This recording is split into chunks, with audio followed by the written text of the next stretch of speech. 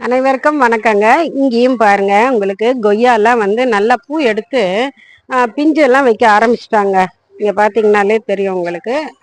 நிறைய பிஞ்சு வந்து வச்சிருக்குங்க கொய்யால. இதெல்லாம் பார்த்தீங்கன்னாக்கா, இதுவும் வந்து நம்ம இந்த மா இஞ்சி தாங்க. இது பாருங்க, லெமன் துளசி எவ்வளோ அழகா வராங்க பாருங்க. ஃப்ரெண்டு ஒருத்தர் ஒரு சின்ன துண்டு கொடுத்தாங்க. இப்போ அதை வச்சு நல்லா வர ஆரம்பிச்சிட்டாங்க. இது பார்த்தீங்கன்னாக்கா, இதுவும் வந்து ஒரு மிளகாய் வகைங்க. நல்லா நீட்டு நீட்டமா வரும். இப்போ வந்து கொஞ்சம் சத்து குறைஞ்சிருச்சுங்க. அதனால நம்ம இதை எடுத்துட்டு விதைக்கு எடுத்துட்டு இதையும் எடுத்துருணுங்க. இந்த டிராகனை பத்தி நான் சொல்லியே ஆகணுங்க. எவ்வளோ காய்க்க முடியுமோ அவ்வளோ காய்ச்சி தள்ளிச்சுங்க.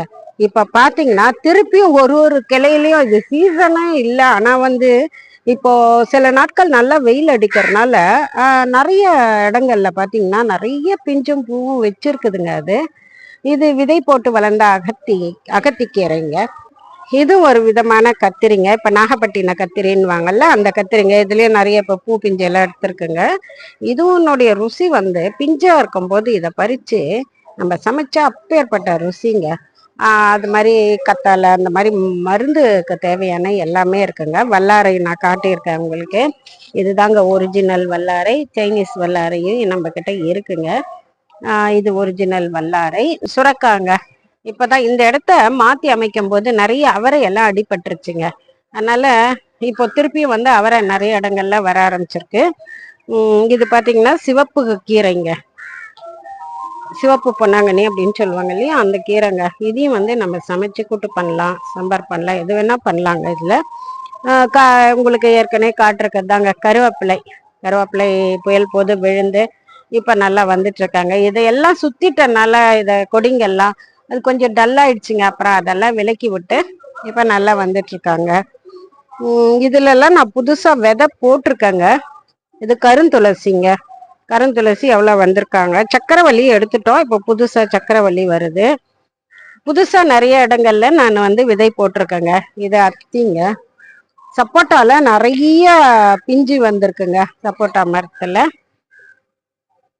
இப்ப மழை எல்லாம் அடிச்சு காத்து அடிக்கிறதுனால மார்னிங் க்ளோரி எல்லாம் எடுத்து கீழே நான் வச்சிருக்கேங்க. நிறைய தொட்டியை கீழே வச்சிருக்கேன்.